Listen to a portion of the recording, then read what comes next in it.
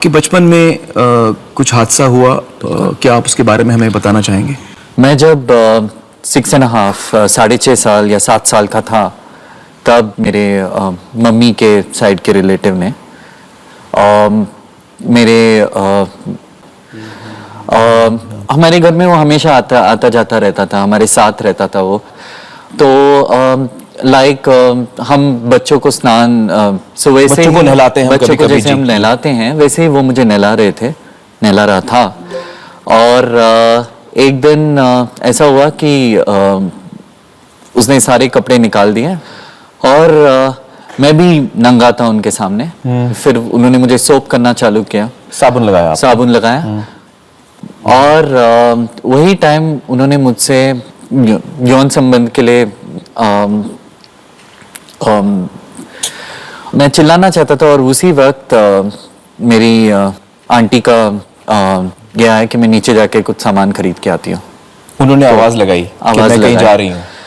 तो शायद उसकी वजह से जोश आ गया उसमें और जबरदस्ती मेरे साथ।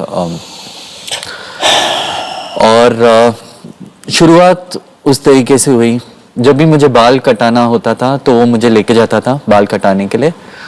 और शुरुआत तो मुंह से हुई, फिर बाद में इतना कि मैं अगर लड़की होता तो मैं प्रेग्नेंट होता। मतलब तो उसने आपका बलात्कार किया? पूरी तरह बलात्कार किया। मैं ज़्यादा नहीं बोलना चाहूँगा बट क्योंकि वो बहुत ही घिनौना था, बट वो बोलते थे और लेके भी आते थे एक दो बार। तो मुझे लगता था कि वो जो कर रहे हैं, कि जो मुझसे करने को बोल रहे हैं, उनके साथ जो लोग कर रहे हैं, वो मतलब एक साथ 2-3 मर्द साथ लाते थे आपके साथ ये करने के लिए? तो उन्होंने ये बहुत ही दुख की बात है। बहुत मुझे खुद पे मुझे बहुत ये होता था। और मैं यहाँ पर मैं आपके बचपन की तस्वीर दिखाना चाहूँगा दर्शकों को, ताकि आपको अंदाज़ा हो, क्योंकि हमारे सामने जो शख्स बैठे हैं वो बालिग हैं, अडल्ट हैं, लेकिन हमें ये कभी नहीं भूलना चाहिए कि ये जो हादसा हुआ है ये एक बच्चे के साथ हुआ है। मैं तस्वीर दिखाना चाहूँगा, ये देखिए, इस बच्चे के साथ, इस छोटे बच्चे के साथ ऐसा हुआ है। तो ये जो इंसान जो कर रहा था, ये एक बच्चे के साथ ऐसा कर रहा था, ये हम कभी ना भूलें।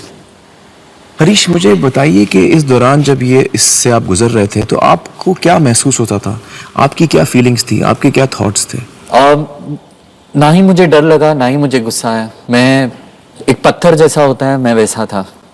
जब वो सारा चीज़ करता था मेरे साथ, तब भी मुझे कोई डर या दर्द भी नहीं होता था। मुझे दर्द तब होता था जब वो करके बंद हो गया, जब वो उठ चुका था।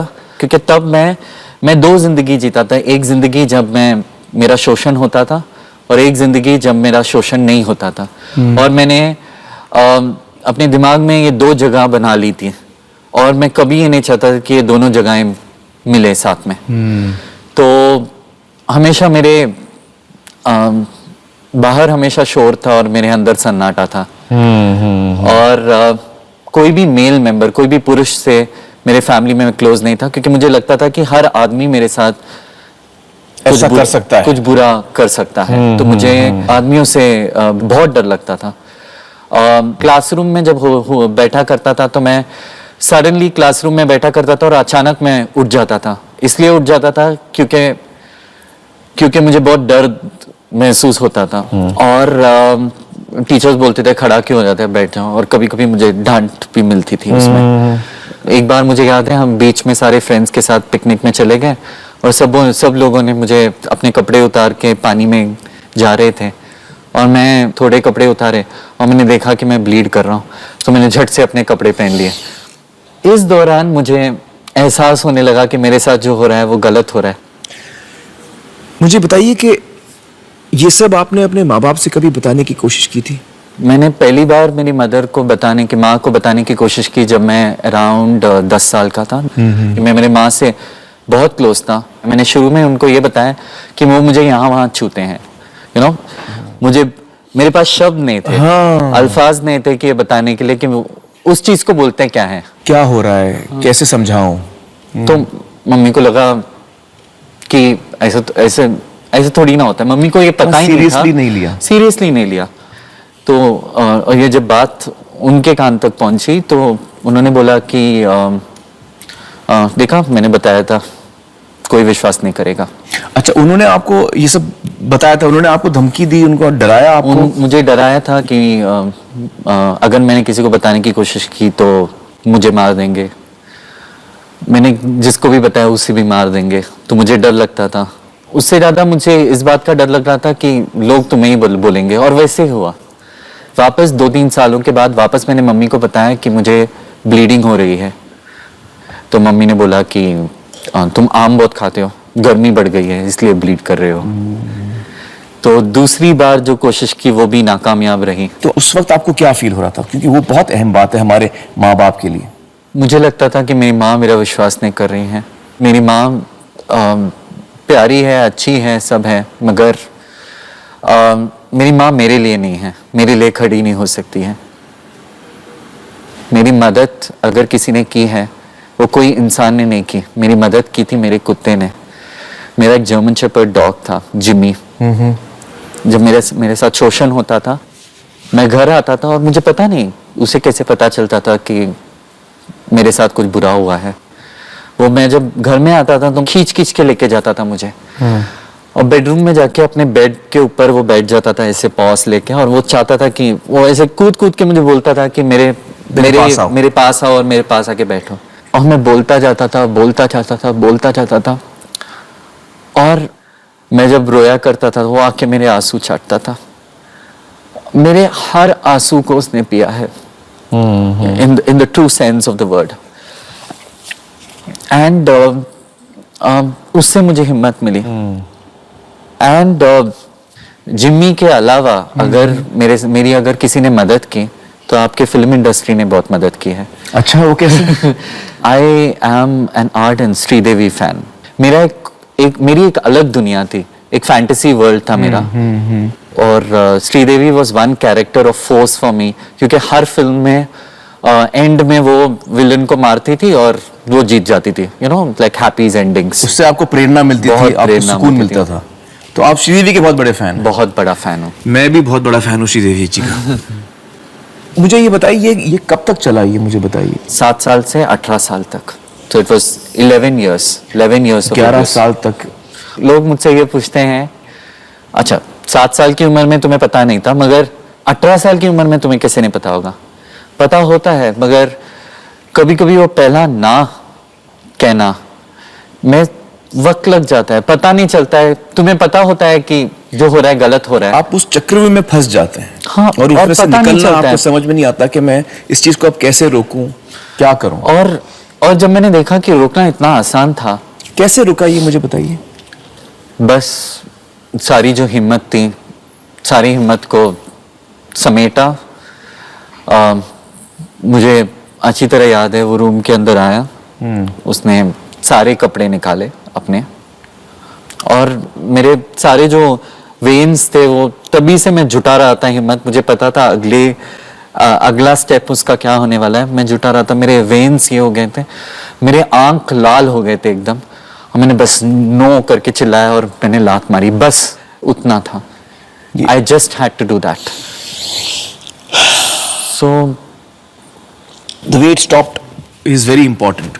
कि आपने एक दिन जब आपको गुस्सा आया, आपने उनको जोर से चिल्ला के नो बोला, और उससे ये बात बंद हुई। और वो ना बोलने में 11 साल लगे। लेकिन इससे बहुत बड़ी सीख हर इंसान को आज मिलेगी कि आपके साथ अगर ऐसा हो रहा है तो उसे रोकिए, आप हिम्मत करिए और रोकिए। सामने वाला डर जाएगा। हरीश, आपके साथ जो कुछ हुआ उसके बारे में आज आप क्या सोचते हैं? हर किसी के जिंदगी में कोई ना कोई चैलेंज जरूर होता है जी।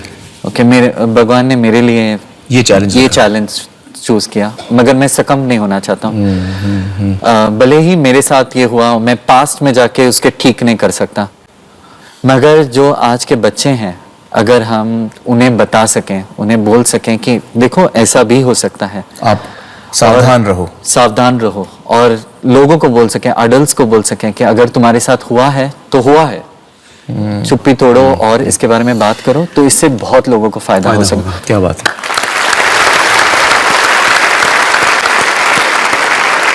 दोस्तों इस वक्त हमारे साथ हरीश की माताजी भी मौजूद हैं। पद्मा जी, मैं आपसे दरख्वास्त करूंगा कि आप आइए और हमारे साथ थोड़ी बातचीत कीजिए। आइए, बैठिए। किसी भी माँ के लिए ये बहुत ही मुश्किल होगा, ये सारी चीज़ें जो आपके बेटे के साथ गुजरी हैं। मुझे बताइए कि आपको क्या महसूस हुआ पहली दफ़ा जब हरीश ने आपको ये बताया? मुझे तो बहुत शौक लगा, मगर मैं एकदम चुप ही रही, बिकॉज क्या बोलूं, कैसे इसको डील करूं, मुझे नहीं पता था। मैं उसको भी चुप करा रही थी और मैं भी बोली चुप, किसी से कुछ कहना नहीं। मुझे लगा क्या, किसको दोषी ठहराए, किसको क्या बोले। मेरी बहन की जिंदगी एक तरफ, लोगों के बारे में मैं सोच रही थी, अपने बारे में कम। बड़ी गलती की मैंने, मेरे बेटे के साथ नहीं रही, मैं उसको समझ नहीं पाई। और सारे पेरेंट्स को यही बोलूंगी कि अगर लड़का इशारे में भी कुछ कहे तो अपने बच्चे की बात मानना, दुनिया की नहीं। जो गलतियां मैंने की आप मत दोहराइए। जी जी। और बहुत अफसोस होता है कि मैंने उसके साथ नहीं दिया। जैसे पद्मा जी ने हमें बताया कि काश वो आज भी सोचती हैं कि काश वो मैं अपने बेटे का उस वक्त साथ देती। देखिए आज तो आप उनका साथ दे ही रही हैं, ये बहुत बड़ी बात है। I think we should congratulate. आपकी बातें सुनकर लोगों को एक बहुत बड़ी सीख मिलनी चाहिए कि अगर हमारे बच्चे के साथ ऐसा हो रहा है तो जैसा पद्मा जी ने बताया, हमें उस वक्त मजबूत होना चाहिए। उस वक्त जो बच्चा हमसे कह रहा है उस पर हमें यकीन करना चाहिए और उस पर ठोस कदम उठाना चाहिए। पद्मा जी, हरीश, मैं समझ सकता हूं कि आप दोनों के लिए कितना मुश्किल हुआ होगा यहां आकर ये सारी चीजें हमारे साथ बांटना। थैंक यू सो मच हमसे बातचीत करने का। दोस्तों, बाल यौन शोषण के साथ जुड़ी एक बड़ी गलतफहमी ये भी है कि बड़े होने के बाद या शोषण बंद होने के बाद हम उसके असर से मुक्त हो जाते हैं, लेकिन ऐसा नहीं है। बड़े होने के बाद भी इसका असर आसान